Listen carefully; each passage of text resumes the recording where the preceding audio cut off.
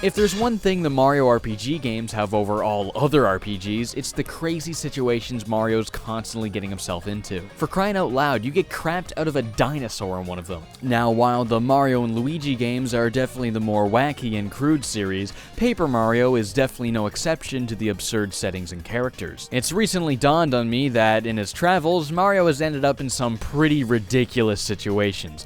So why not make a video talking about my 10 favorite? I'm Nitro Rad, and these are the top 10 Paper Mario scenarios.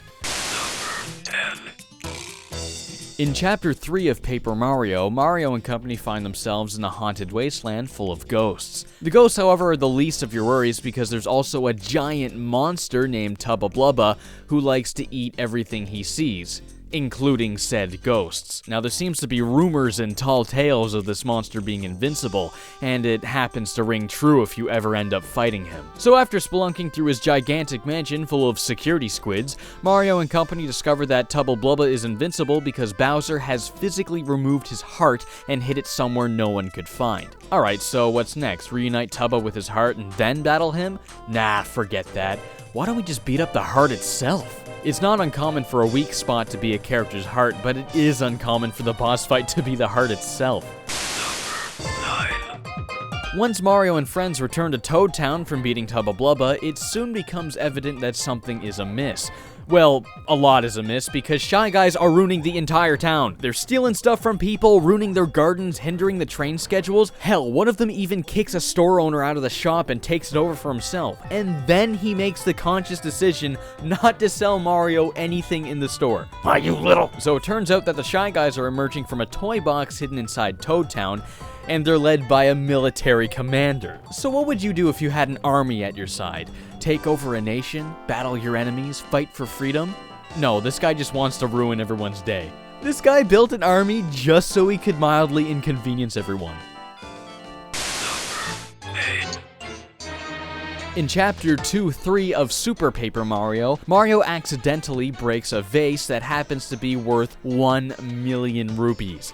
Now, rubies are currency completely foreign to Mario as he's only familiar with coins. Because of this, Mario becomes a working slave to pay off his debt. To work off your debt, you gotta do a bunch of mindless things. Things like hitting a block over and over or running in a giant hamster wheel for hours on end. By talking to the other slaves, you can hear a lot of shifty rumors and info about a hidden stash of rubies. It's like the underground crime syndicate within the prison itself, with their own system of relaying info and helping each other out. With the help of these guys, Mario cheats his way out of paying his crippling debt and becomes a slave no more. In Chapter 7 of Paper Mario, Mario stumbles across a village of penguins on his way to the Ice Palace. Upon meeting with the penguin mayor, it turns out that he's dead. Someone killed him. His wife immediately blames you, claiming that she saw you with her own eyes. The entire town instantly becomes hostile. The shop owner even refuses to sell you anything and demands that you leave his store. Many others straight up tell you to leave, saying that they don't talk to penguin murderers. They also refuse to even let you exit the village until someone's figured out who exactly killed the mayor. Mario must now search for clues and uncover the real killer in order to clear his name and get the hell out of this crazy village. 6. In Chapter 5 of Super Paper Mario, Mario and company stumble across a caveman village of a species called Cragnons. Their village is constantly under attack by the much more advanced race, the Floro-Sapiens. I played this chapter back when I was taking a class about human evolution in school, and I quickly realized that this entire chapter is a parody of the struggle between the Cro-Magnon and the Homo sapiens. Now, out of all the things the Mario series could have parodied, who would have expected they to parody evolution? Has any game parodied evolution? 5. In Chapter 4 of Super Paper Mario, you'll meet up with an alien named Squirps who promises to take you to the next pure heart. You'll find a lot of neat things while exploring outer space. You know, like convenience stores, bathrooms. About halfway there, Squirps decides that he really has to use the bathroom, and unfortunately, the only outhouse in all of outer space is being occupied by someone who's run out of toilet paper. Even better, he's been stuck in there for 100 years. So in 100 years' time, it never occurred to him that maybe it would be a better use of time to, suck it up and find some toilet paper. Apparently we're talking about a really patient guy here. So the journey for the pure heart takes a detour into the journey of toilet paper. Soon enough, you meet up with a space village elder who gives Mario an ancient scroll outlining the instructions on how to uncover a legendary secret. Yeah, that's close enough. Here you go. In Chapter 4 of Paper Mario and the Thousand-Year Door, Mario lands in a cursed village. Every time the bell rings, a villager is transformed into a pig. Turns out a shapeshifter named Dupless is the one to blame. Mario and friends storm his shack and lay the smack down, and then the chapter ends and Mario leaves with a crystal star. Wait a minute. Wait a minute. After the boss fight, the game tricks you into thinking that you've completed the chapter, but in reality, Dupless steals your body and gets away with your party. Mario is then reduced to a nearly formless state, unable to use his party members because Dupless stole them too. Though he does agree to let you have your body back if you can figure out what his name is. But even if you do know his name, you can't type it in because he ripped off the lowercase p from the character selection screen and hid it in a chest in his castle. Well, that certainly is a way to break the fourth wall. Another one from the Thousand-Year Door. In Chapter 3, Mario learns that the next crystal star is located in a wrestling center called Glitzville. After finding out that the star is part of the championship belt, Mario decides the best course of action is to join the Federation as a wrestler and fight his way to the #1 spot to get the belt fair and square. But like most wrestling stories, it's not without the shady stuff going on in the background. Fighters are going missing, there's fixed fights, and a conspiracy unraveling behind the scenes. Mario begins receiving mysterious anonymous emails giving him vague tips on where to investigate. Soon after, he also starts receiving threatening emails telling him not to stick his nose where it doesn't belong. Glitzville is not only one of the most fun chapters in the series, but also one of the most gripping mysteries Mario's ever unraveled. You know what I really hate?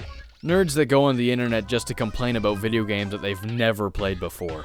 And apparently so do the writers of Paper Mario. Chapter 3 of Super Paper Mario drops you at an otaku dweeb's castle full of robotic cat maids. Francis the Chameleon is probably one of the most accurate depictions of obnoxious internet nerds in video game history.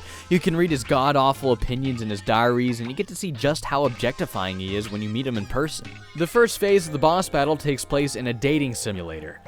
A dating simulator boss battle in a Mario game. If that isn't the greatest thing you've ever seen, I don't know what is. After being a womanizing prick to the only girl he's ever met in person, Mario and company beat up this nerd and take his lunch money. Who would you say is the greatest Mario villain ever made? It's definitely gotta be someone from one of the RPGs, like Fawful or Grotus or, I don't know, maybe the Shroobs? If you ask me, hands down, it's gotta be Dementio. This guy's been plotting behind Count Bleck's back for the entirety of the game. But put all that aside for a second and just consider this. After Chapter 6 in Super Paper Mario, Dementio kills Mario. Mario dies. And not only that, but you end up in hell. Paper Mario's rendition of hell takes form in the Underwhere, a purgatory-like land where people go once their games have ended. But I can't go yet. I still have a job to do. That's right. Mario doesn't have time to be dead. There's some crazy villains out there, and he's gotta stop them. So what does he do? How does Mario escape hell? He makes arrangements with the Queen of Hell so he can climb his way to heaven and then get back to Earth. This is something you'd expect to see in God of War, not a Mario game. The very fact that getting killed doesn't stop Mario is truly amazing. This is the last thing you'd ever expect to see in a Mario game. And that is why it's my favorite scenario in all of Paper Mario. This is the reason I love the franchise so much, because of the craziness of just what Mario is constantly getting himself into. Now, you've probably already noticed that there wasn't a single scene from Paper Mario Sticker Star. That's because Sticker Star was so lackluster that it had no memorable scenes whatsoever to me. While Paper Mario games prior had you fighting in wrestling leagues, solving murder mysteries, searching for toilet paper in space, wriggling your way out of debt, fighting otaku lizards, Paper Mario Sticker Star has Grass world, desert world, water world, ice world. There's nothing exciting or creative about the scenarios and characters. It all just blends together and becomes just another forgettable Mario game. If we ever get to see another Paper Mario game, I want to see this. Not this. Don't be afraid to be absurd and crazy and have big wacky scenarios. I mean, people don't love Paper Mario just because it's a Mario game. People love Paper Mario because it deviates so far away of what you'd expect from a Mario game. And with that said, I'm really hoping that Paper Mario's next adventure is the craziest one we've ever seen.